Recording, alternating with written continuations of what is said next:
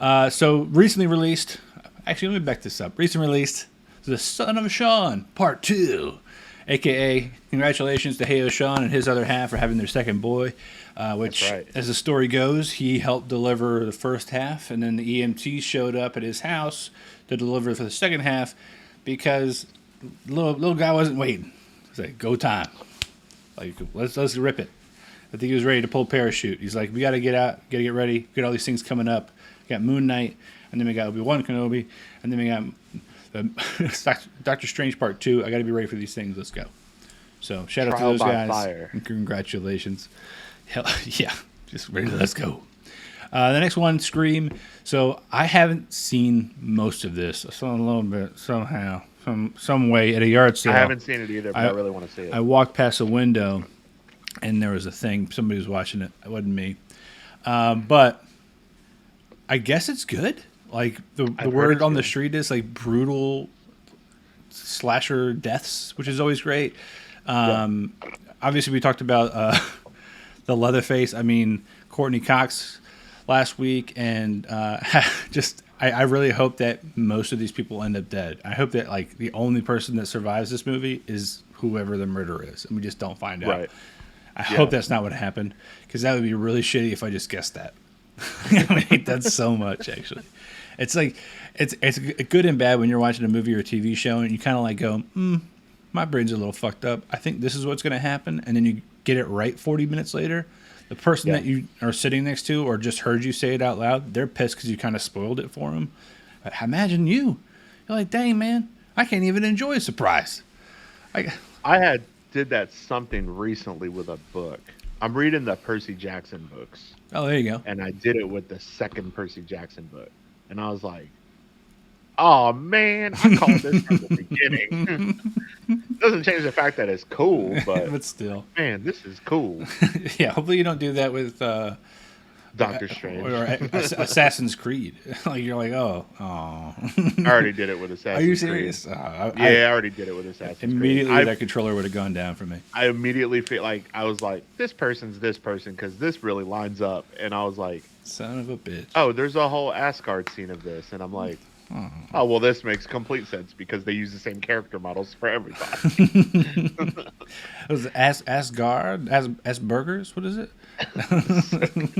Jeff Goldblum, man. He's a treasure. We got to keep him around. He was on the Prada runway, and he looked fabulous. He with the puffy arms. You know, so they look like. For people listening on the podcast right now, they were furry, fuzzy.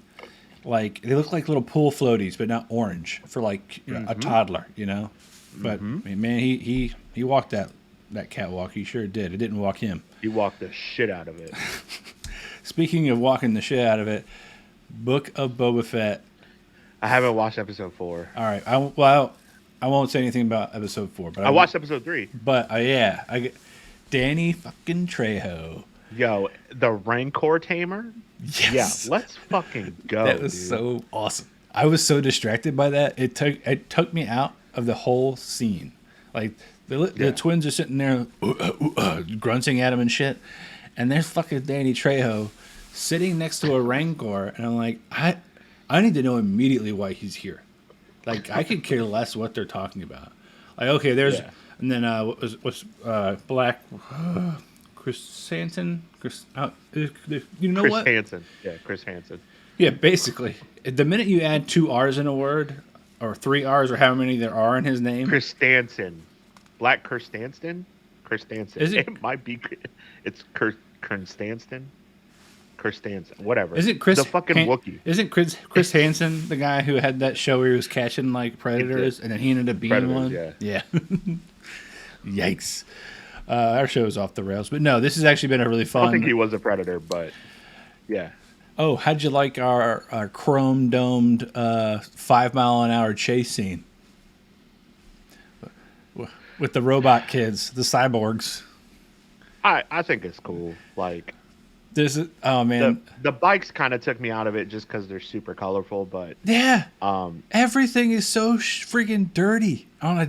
Yeah. But they somehow have pristine chrome enamel like painted freaking bikes. Yeah. Let me tell you what I can't wait for: the fucking reckoning that Boba Fett is going to roll down on the people that killed the Sand People. And I know it's coming. I know it's coming, and I know it's going to be awesome. And I'm sure it's in episode 4. I don't know what you're fucking talking about. Oh, there you go. Dude. Yeah, Happy in the chat just confirmed it's Black Chris Hansen. Black Chris Hansen. He's like, why do I even bother? He's just like, I give up.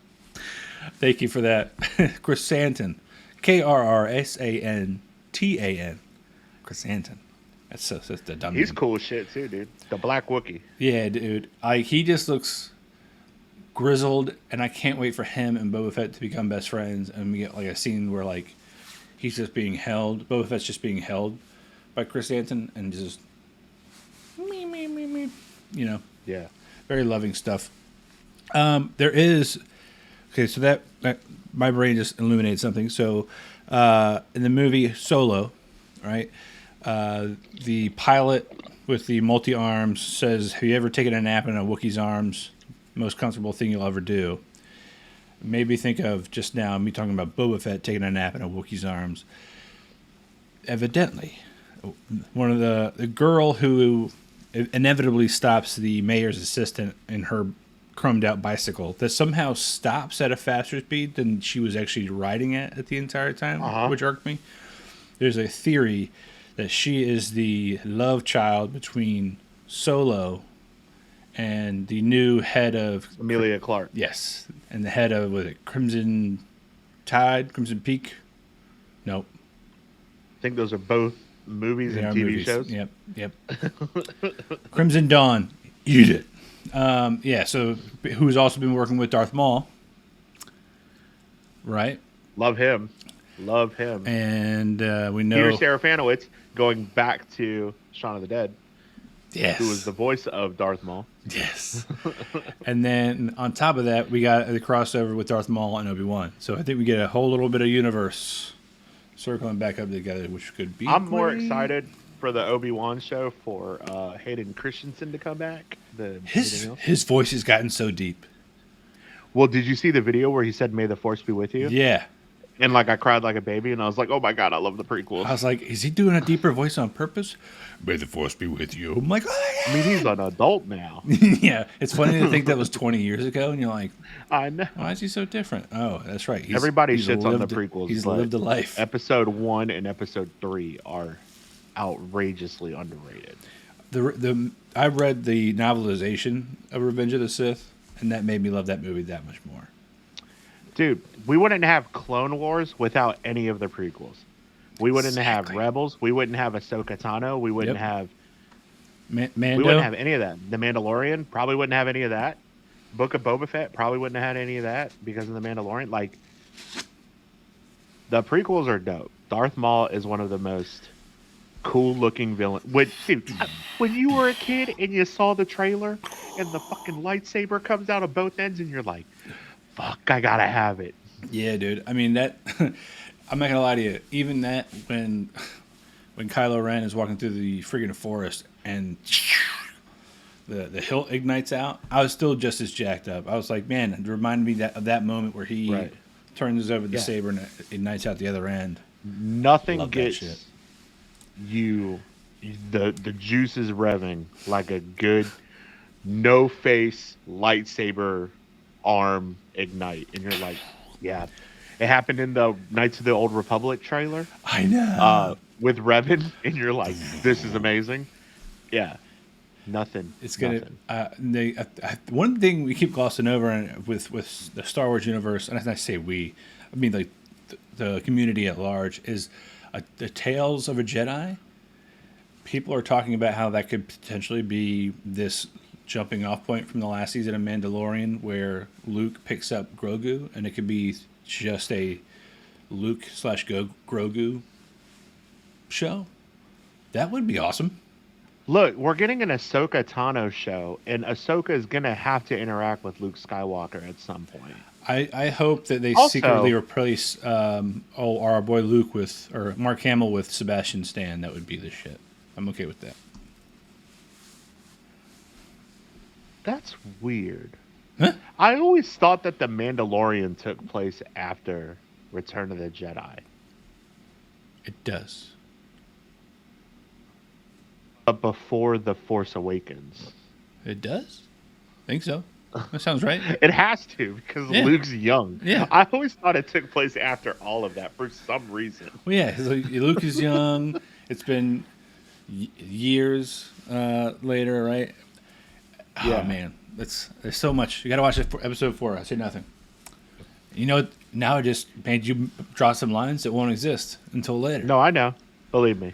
You're like, I'm sitting here reading the plot synopsis for 4. No, I'm not reading right now. But I know that at some point in the Book of Boba Fett, Din Djarin has to show up. Yes. He has to. Yes. Not yet, though. I just want his Beskar spear, dude. Spoiler alert. I will give kudos where it's due. Thank you again, Mahaffey, for these show notes, because he again does not put what the episode synopsis is, just in case we haven't watched it. He keeps putting in the series synopsis, which is what you definitely need to do. Thank you so much. Yep. But that kind of wraps it out for new releases. Most of the show. Yeah, it's awesome.